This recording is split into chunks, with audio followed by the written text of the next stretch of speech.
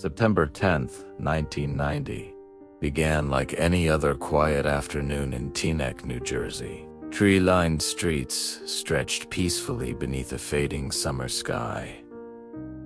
Lawns were trimmed. Neighbors moved through their routines. It was the kind of suburban town that prided itself on calm, on order, on the belief that serious tragedy belonged somewhere else. But before the sun set that day, a single gunshot would fracture that sense of security and leave behind questions that would echo for decades. Phillip Pannell was 16 years old. He was still navigating the uncertain space between childhood and adulthood.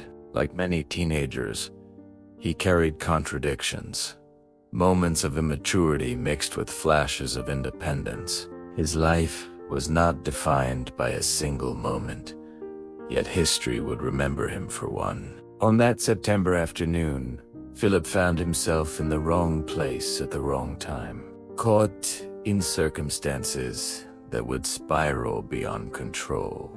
Police were responding to reports of a burglary in the neighborhood. The details were unclear, the suspect description vague. Officers canvassed the area, searching for anyone who might fit what little information they had. Suspicion can move quickly in moments like that. It fills in blanks with assumption. It narrows vision. Phillip was nearby, and soon he became the focus of attention. Accounts indicate that Phillip ran.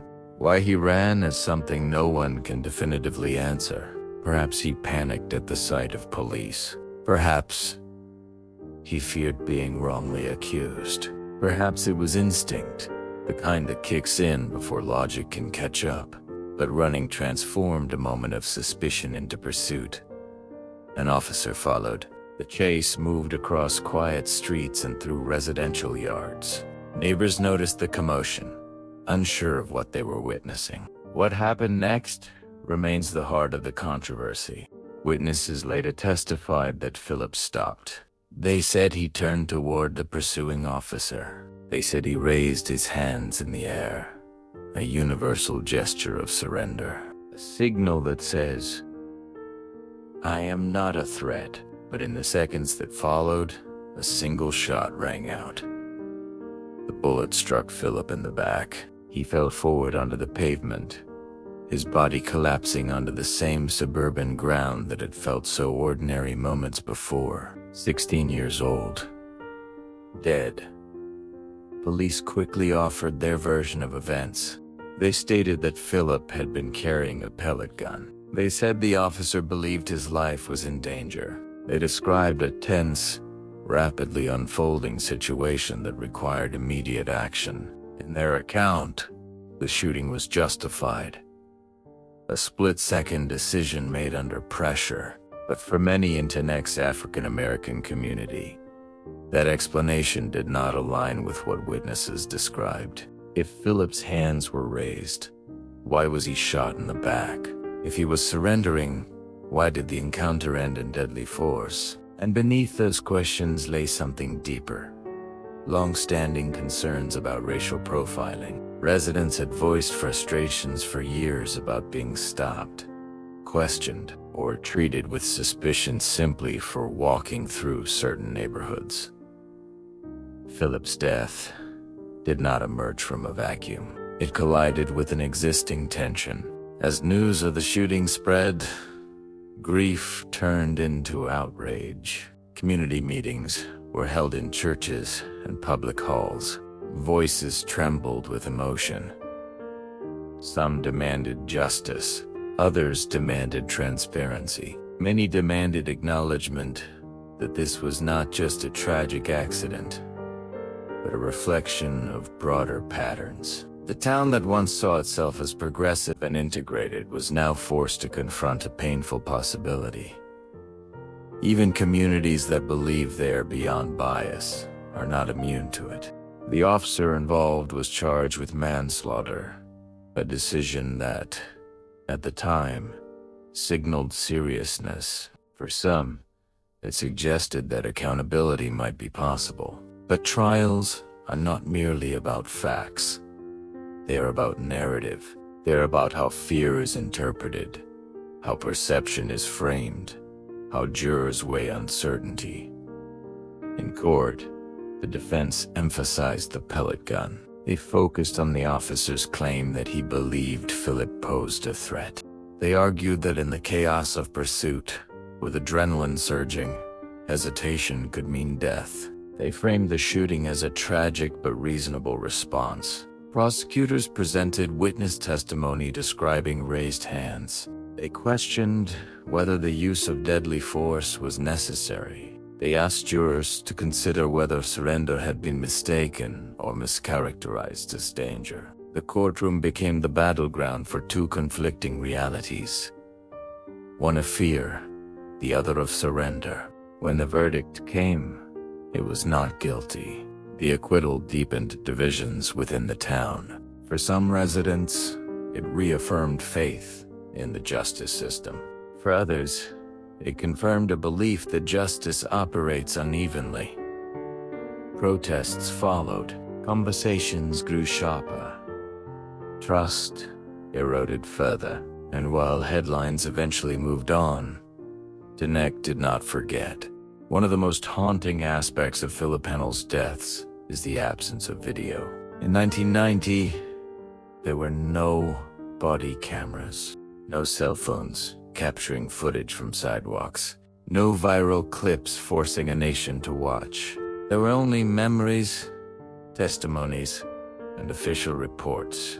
In the absence of visual evidence, truth became contested terrain. Without video, doubt lingers more easily. Without footage, narratives compete without a definitive replay. Phillip's case predates the national movements that would later dominate headlines, but it foreshadowed them. A young black teenager, a white officer, a claim of fear, a raised pair of hands. Acquittal. The pattern would reappear in different cities, under different names, across different decades. His story became an early chapter in a larger national conversation about policing, race, and accountability. For Phillip's family, the political debates and courtroom arguments were secondary to a simpler reality. Their son was gone. 16 years old means unfinished homework, uncelebrated birthdays, unrealized dreams. It means a life still in formation. No legal outcome could restore what was lost. No verdict could rewind that afternoon. Over the years, Phillip Pannell's name has resurfaced whenever discussions about racial profiling emerge in New Jersey. His death remains a point of reflection in conversations about reform. It is a reminder that trust between communities and law enforcement is fragile. It can take decades to build and seconds to shatter. The most enduring image tied to this story is the image of raised hands. It is a universal sign of surrender. It communicates vulnerability. It asks for mercy. And yet, in this case, that gesture, if witnesses are correct, was not enough to prevent tragedy. That reality unsettles many people. Because if raised hands do not guarantee safety, what does? Phillip Pannell was not a headline. He was not a statistic. He was a teenager navigating adolescence. His life ended in a moment shaped by fear, perception, and irreversible decision-making. Whether viewed as a tragic misunderstanding or a preventable act of excessive force, his death forces difficult questions about how quickly assumptions form and how deadly those assumptions can become. More than 3 decades later, the quiet streets of Teaneck still stand. The lawns are still trimmed. The houses still line the blocks. But beneath that calm exterior lies history. A memory of a day when a teenager ran, raised his hands, and fell. Some stories fade with time. Others linger, pressing gently but persistently against the conscience of a community. Phillip Pannell's story lingers, because it asks a question that remains painfully relevant. When someone raises their hands, what do we see, a threat or a human being asking to live? And until that question no longer needs to be asked, his voice, though silenced, remains part of the conversation.